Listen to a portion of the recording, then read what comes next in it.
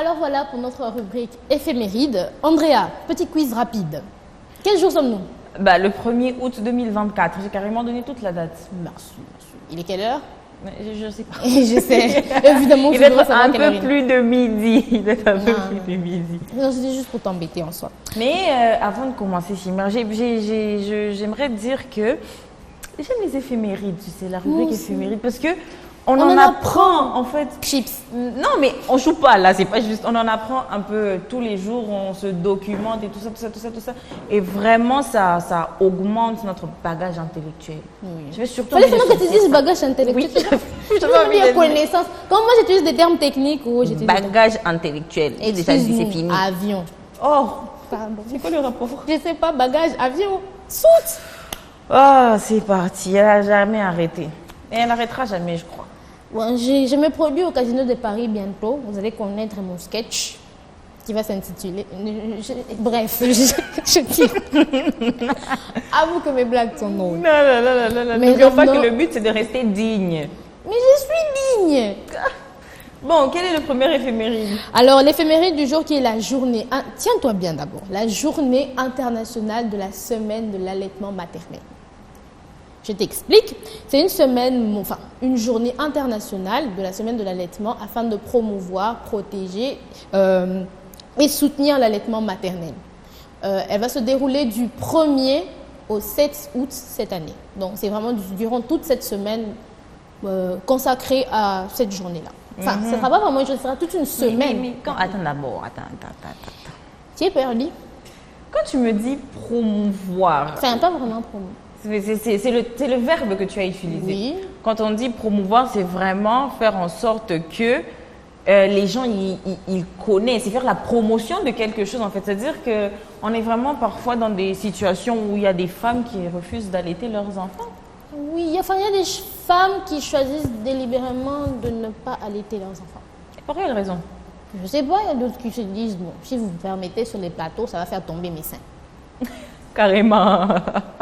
C'est pas moi. Mais si, de ce que je sais, l'allaitement, en enlevant vraiment le côté, c'est nourrir son enfant, les nutriments, protection, tout ça. L'allaitement sert aussi à créer une relation avec l'enfant, en fait. Le côté peau contre peau, là, et tout, il se sent protégé, je pense. Enfin, ça crée un lien, que ce soit physique, psychique, je pense, naturel en soi. Émotionnel aussi. Émotionnel avec l'enfant. Parce que Franchement, on va se retrouver avec des chiens même qui refusent d'allaiter leur chiot, ça va être compliqué. Hein. t'as déjà vu un chien qui refuse d'allaiter son enfant? Mais je sais pas, justement, c'est pour ça que je l'ai dit. Tu vois? Ben, tu as quand même raison, mais bon, qui sommes-nous pour juger les gens? C'est vrai, il y en a qui ont leur raison aussi. Mais il y a, faut dire aussi, il y a des femmes qui ne peuvent malheureusement pas allaiter pour des raisons médicales. Par exemple, en cas d'hépatite C, c'est déconseillé d'allaiter l'enfant. En cas de VIH, c'est aussi déconseillé. Et pour l'absorption de certains médicaments, par exemple, si tu consommes certains médicaments, c'est déconseillé Notamment d'allaiter les l'enfant. antipaludiques. Hein. C'est ça aussi. Donc là, c'est des cas, c'est médicalement recommandé, si je puis dire. Donc, et ils sont exemptés de tout jugement. Non, c'est vrai que maintenant, il y a des laits de substitution. Hein. On connaît plusieurs marques qui coûtent un bras d'ailleurs. Oui, c'est des Ça, laits je de dis rien. substitution. Certes, ça apporte les nutriments, les vitamines et tout ça pour l'enfant. Mais les médecins recommandent, enfin, ce qu'ils disent, le meilleur lait pour l'enfant, c'est le lait maternel. Mais après, je me dis vraiment que c'est éviter d'acheter les laits de substitution, comme j'aime bien les nommer. Ben, ça te permet aussi de faire des économies, disons. Oui, pendant c'est aussi 6 le côté mois, 10 mois économique. sur la nourriture. Hé, toi, tu aimerais voir quoi? Oh, Qu'est-ce que je sais pas. Si tu veux investir dans un presse-lait, c'est ton problème. Mais en soi, il apporte aussi les anticorps et immunité nécessaires à l'enfant. l'unité ou l'immunité? Immunité. Ah, d'accord, j'ai Andrea. compris En immunité. plus, tu deviens sourde. Oh là là, j'ai juste mal compris. Parce qu'avec le lait, d'une certaine façon, ça forme une barrière respiratoire et digestive pour l'enfant afin de lui éviter d'attraper certaines bactéries ou d'avoir des complications. Donc, en fait, certes, le lait maternisé, comme tu dis, ça peut compenser le lait maternel, mais rien ne vaut en fait cette chose, si je peux dire, vraiment naturelle qui vient du corps. En fait, le lait maternel, il sert, je te coupe la parole, hein, tu Tu m'excuseras. commences. J'ai dit, tu m'excuseras, s'il te plaît. Le lait maternel sert aussi à éviter à l'enfant de tomber malade. C'est vraiment comme une protection. Tu l'as dit d'ailleurs en parlant de... Mais c'est ce que je viens... Tu l'as juste dit en français facile. Voilà, c'est aussi ça mon Merci travail. Merci de m'avoir coupé, Andrea. Mais c'est aussi ça mon travail après. Merci de m'avoir coupé. Merci beaucoup, on t'en remercie. Mais en ça soi, aide vraiment avoir des enfants forts. Quoi. Ça permet d'avoir des enfants forts. Et ça les aide aussi pour leur fonction cognitive, genre dans l'apprentissage en soi. Et l'apprentissage aussi à long terme. Pas qu'en étant bébé. Enfin, en étant bébé aussi. Mais dans l'apprentissage aussi à long terme, ça leur permet un meilleur apprentissage, je pense. On peut dire ça comme ça, oui, on peut dire ça comme ça. Voilà. Et ça aide aussi dans la digestion, la liaison mère-enfant, comme tu as dit. Oui. Parce qu'on a déjà des enfants? Non, je sais que c'est très personnel comme question. Je n'en ai pas. Je n'en ai pas encore, malheureusement, mais... Enfin, je ne sais pas trop. Bon, je n'en ai pas en tout cas. Hein, et voilà, je suppose que... Il aide aussi dans la digestion parce que les médecins disent que le lait maternel est plus facile à digérer pour l'enfant. Oui. Donc, mais c'est naturel. C'est naturel. Les laits de substitution, là... Devons-nous tous boire du lait maternel? C'est pour les enfants. Pardon.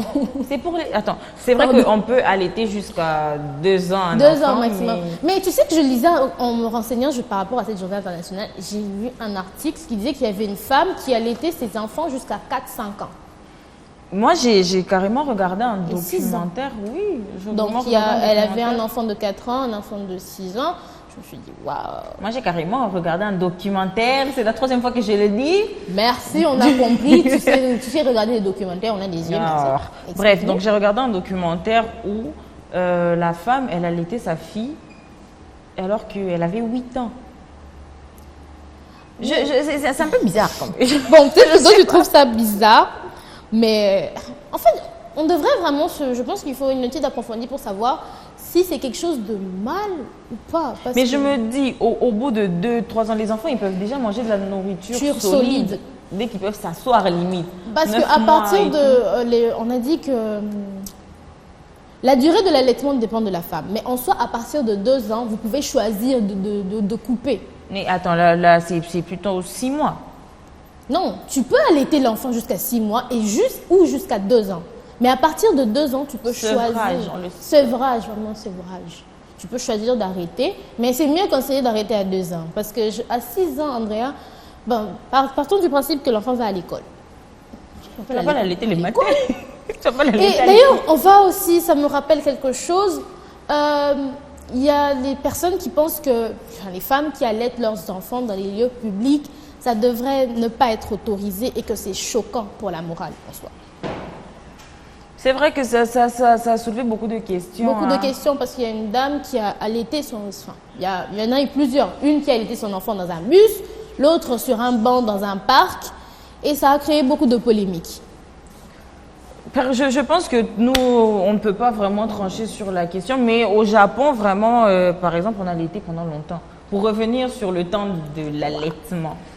Au Japon, on allaite les enfants pendant... Après, je ne sais pas si ça se fait toujours. Mais ça devait être avant, tu vois, quand la précarité est là et tout ça. Parce que ça soulève aussi des questions économiques, en fait, l'allaitement. Les laits coûtent cher en ce moment. Hein. Ça a toujours coûté cher. Oui, mais le fait, justement, que toi-même, tu produises de la nourriture, c'est un peu bizarre ce que je viens de dire. Tu es un garde-manger. C'est justement. Tu es un peu comme un garde-manger, du coup, voilà quoi. Alors, voilà. Il y a aussi les avantages pour la mère quand même par rapport à l'allaitement. Ça peut éviter les risques de cancer du sein ou de l'ovaire. Donc, c'est quand même bénéfique aussi. Et aussi, ça facilite la perte de poids. Oui. Ça facilite aussi la perte de poids. Mais il y a quand même aussi 2-3 inconvénients, si on peut dire, parce qu'à force, avec l'allaitement, les mouvements de succion de l'enfant, genre quand il tire le lait, ça peut créer des crevasses qui peuvent faire mal au sein. Ou quand il y a des bébés féroces qui tirent le sein. Ils te mordent et ça de te mâchouiller carrément. Je vous jure, Mais il y a aussi, par exemple, à part ça, il y a la fatigue. Parce que pendant les premières semaines de l'enfant, tu dois le nourrir pendant chaque 2-3 heures ou peut-être plus.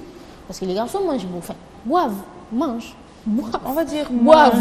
On va dire mange. Mais c'est liquide. Oui, mais si tu les nourris. Mangent beaucoup. Ben voilà, ils peuvent manger que boire que waouh. Tu vois que c'est compliqué. Hein? En vrai.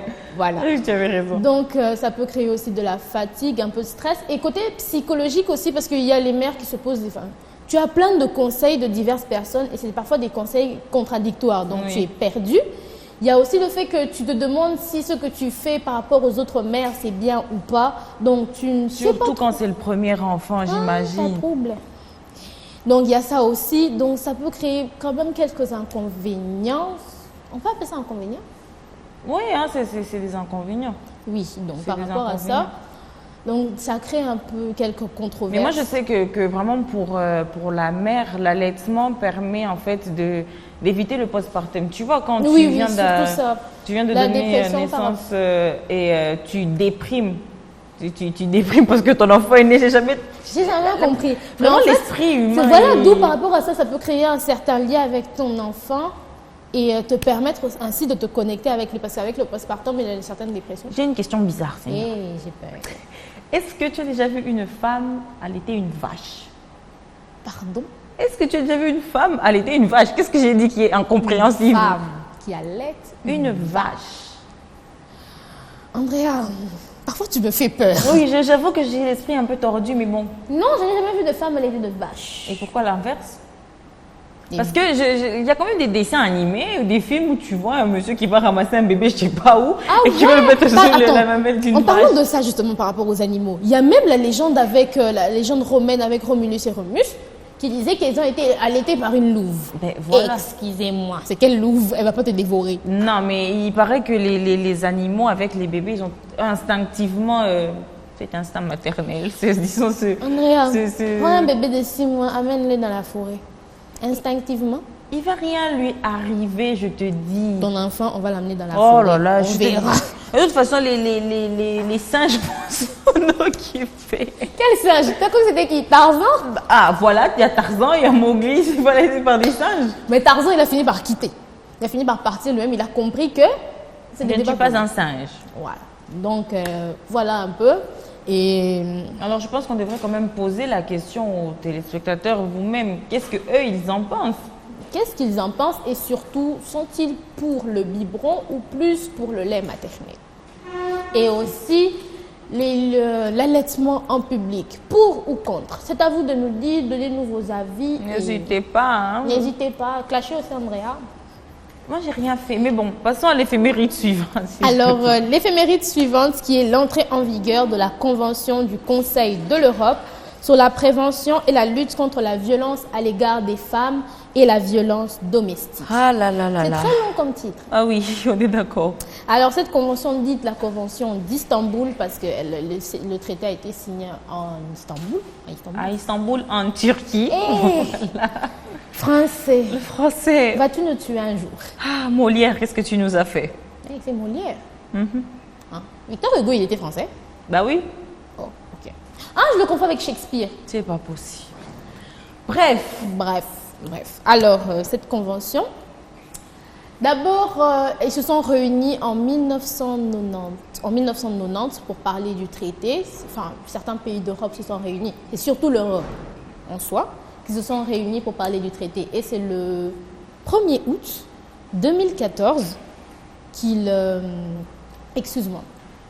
ont signé le fameux traité. Donc, ça a pris quand même un certain temps en soi.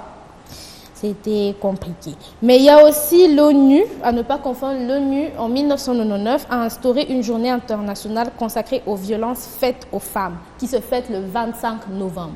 Donc c'est un peu délicat, ça tend un peu vers les mêmes sujets, mais c'est assez différent. Oh là là là là là là là là. Tu râles déjà. Oui, les choses qui se mélangent, qui compliquent comme ça, là franchement... Moi, j'aime pas trop. Alors, avec leur convention, qui est axée sur quelques domaines, par exemple la prévention des violences domestiques et des violences faites à l'égard des femmes, parce qu'ils dénoncent surtout quelques violences, par exemple l'excision génitale. Les viols conjugaux, j'ai pari. Aussi, et les viols tout court. Oui, bon. Ne ris pas, ça m'énerve. La moindre des choses, en fait. Oui, c'est ça. Le féminicide surtout, parce que le féminicide en soi, c'est surtout des hommes qui tuent des femmes parce que ce sont des femmes. Je sais, le concept est ridicule, mais voilà, ce sont des choses qui arrivent dans le monde. Oui, bah faut quand même, je tiens quand même à...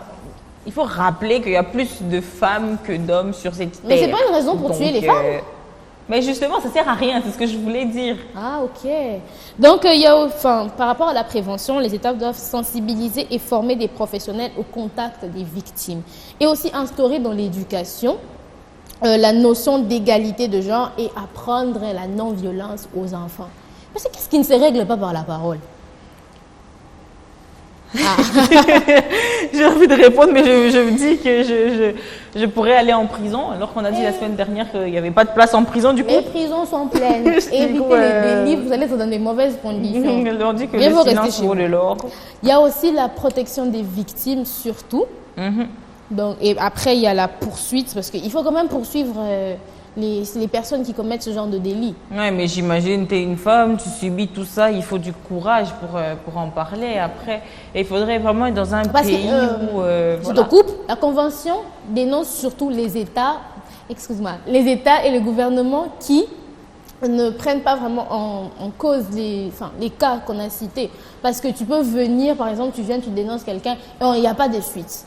Tu vois, c'est à la fois frustrant et irrespectueux pour la personne. Oui, j'imagine, parce que tu prends le courage de venir dire avec l'humiliation d'abord que tu as subi toi-même. Parce que là, tu dois vraiment venir raconter l'humiliation que tu as subie. Et ils sont toujours quand tu vas porter plainte, on va te demander les détails. Moi, en fait, il y a un détail que tout le monde se pose la question à savoir, en quoi ma tenue doit pousser les gens à me violenter. En fait, c'est aussi un concept que je trouve un peu idiot, pardonnez-moi le terme, parce que dire que une femme s'est faite agresser à cause de sa tenue reviendra à dire que les gens qui tuent, c'est parce que les autres sont vivants. Non, mais tu te rends compte? C'est exactement ça. En vrai, ce que tu viens de dire, c'est profond. Bizarre, mais profond. Non, mais c'est vrai. C'est vraiment dire que moi, si j'étais tuée, c'est parce que tu étais en vie. Ta vie me dérange. C'est pour ça que je t'ai tué. On dit que vu que tu étais, enfin, la plupart c'est vu que tu étais habillée d'une certaine manière, peut-être que ça a provoqué, c'est sûrement de ta faute. Ou ta faute. façon de réagir t'a poussé à la violence. Mais ma façon de réagir encore comment? Je ne sais pas. Mais ça, vraiment, être une femme, ça craint. Ça ne craint pas, c'est le monde qui craint. Non, mais oui, tu es une femme dans un monde qui craint. Du coup, vraiment, par procuration, être une femme, ça craint. Vraiment, tu sais, parce que quand tu as des personnes qui te draguent, entre guillemets, et après vous ne savez pas trop comment est-ce que vous devez vous y prendre, est-ce qu'il faut réagir avec de la violence, est-ce qu'il faut... On essaie vraiment toujours de rester poli, si les filles, entre vous, enfin entre nous, je veux dire, parce que je l'ai dit. Elle a dit entre vous. Posez-vous des questions. Non, posez-vous des questions. Andrea, qui es-tu en somme? Je suis une fille. Hein? Je confirme. Oui, je suis une fille. Et quelle fille? Est-ce que vous avez remarqué mes cheveux rouges? Donc, depuis le clip de la dernière fois, je t'avais dit, j'ai la tête qui rougit. Le prochain massacre. Voilà. Mais bref, en soi, déjà en Afrique, en 2022, l'Afrique subsaharienne connaît le plus haut nombre de mariages forcés d'enfants. Plus d'une femme sur 3 de tranche de 20 à 24 ans a été mariée avant ses 18 ans. Après, quand je suis contente d'être née en 2000, les gens disent que je suis dans une génération perdue. Mais ça se passe en 2022. Après, quand je suis contente d'être née en 2000 en ville avec des mentalités différentes, les gens disent que je suis dans une génération Tu sais, je pense que, peu importe le côté féminin, peu importe le règne, parce que même dans les règnes animaux, c'est chaud. Ça craint. Ça craint. Donc, quand tu nous dis d'être un poisson et faire bleu, bleu, bleu, même les poissons bleu, bleu, bleu ont des problèmes. Moi, les poissons filles, du coup. Les poissons filles, what? Ben ouais, mais attends, il n'y a pas que des poissons garçons, aussi des poissons filles. Les mâles, Andrea. Bref, vous comprenez où je veux en venir, c'est le plus important. Ne me faites pas tirer ma veste, s'il vous plaît. Tu n'as pas de veste. C'est une manière de parler. Je sais, j'ai juste envie de dire ça. Donc je pense qu'on va quand même un peu abréger. Les gens, ils ont compris de quoi est-ce qu'on est en train de parler. Oui, c'est ça. Mais c'est surtout par rapport à ça. Et quand on vient, par exemple, selon un communiqué publié en 2018, constaterait qu'en Afrique de l'Ouest, plus de 40% des femmes sont victimes de violences et 65% le sont en Afrique centrale. Les constats sont terribles. Tu es ma femme, j'ai le droit. Oh, bon, bref, passons. Femme qui va taper son mari dans son foyer quand tu vois, tu sais. Aujourd'hui, quand même, c'est le 1er août. On est en République démocratique du Congo. Oui, c'est la fête des parents. Mais en parenthèse, pardon, parenthèse, j'ai envie de dire ça. C'est aussi la journée internationale de la petite amie. Mais c'est vrai que c'est... Oui, le pire, c'est que c'est vrai. Voilà, c'est ça le c'est problème. vrai. Donc, arrêtez d'être radin et vraiment, offrez-lui des fleurs, écrivez-lui un mot doux ou alors allez lui chanter une sérénade. Si on vous verse de l'eau, c'est pas ma faute. Attends d'abord. Là, c'est une pierre ou c'est comment? C'est dans le noir, en tout cas. Si ça prend quelqu'un, c'est pas notre problème. Exactement, t'as tout Donc, compris. comme Andrea dit, sérénade en Afrique, c'est compliqué. Offrez-les seulement des fleurs. Parce que j'ai compris salade en Afrique. Parce que je me vois mal quelqu'un va se balader avec un stéréo là-bas dehors. Et puis chanter. Mais pourquoi pas vraiment? Est-ce que tu connais un peuple plus amoureux que les Congolais? Bon, peut-être les Antillais, mais vraiment. Est-ce que tu connais les plus infidèles que les Congolais? Stéréotypes sur nous, s'il vous plaît. Je pense qu'il y en a qui se sont sentis vexés, mais vraiment, ça ne se fait pas. Excusez-moi, mais Alors, le 1er août en République démocratique du Congo, c'est la fête des parents, mais aussi la commémoration des morts. Pas Alors, la fête des morts. On vous ne fête vous pas les savez morts. maintenant pourquoi Arrête est-ce que de c'est m'interrompre. férié. J'ai fait ce que je veux. Vous savez maintenant pourquoi est-ce que c'est férié et pourquoi est-ce que vous êtes chez vous aujourd'hui. Profitez-en pour aller prouver et rappeler aux morts que vous ne les avez pas oubliés. C'est vrai que c'est un peu bizarre ce que je viens de dire, Non. c'est très glauque. Mais Commémorer. oui, commémorer les morts parce que, après tout, la mort n'arrête pas l'amour. Ce n'est pas parce que les personnes sont mortes et qu'elles ne sont plus avec vous physiquement qu'elles n'existent plus dans vos mémoires ou dans vos cœurs. Et surtout, n'oubliez pas de faire plaisir à vos parents. J'ai cru que tu allais dire à vos petits amis, j'allais te gifler. J'ai giflé carrément. On ne fait pas ça sur mon plateau. Carrément. Oui, c'est ton plateau aujourd'hui. Excuse-moi. Aujourd'hui seulement. Mais bref, donc, honorez vos parents, surtout, aussi. La Bible le dit, hein. Offrez-leur, je ne sais pas moi quoi. Qu'est-ce qu'on peut offrir à un parent? Vous avez une bouteille de champagne, évitez de le faire crier pour une fois. Voilà. Donc, profitez de la journée d'aujourd'hui. Passez-le un peu avec vos parents. Vous passez toujours vos journées dehors. Et voilà un peu pour cette rubrique éphéméride.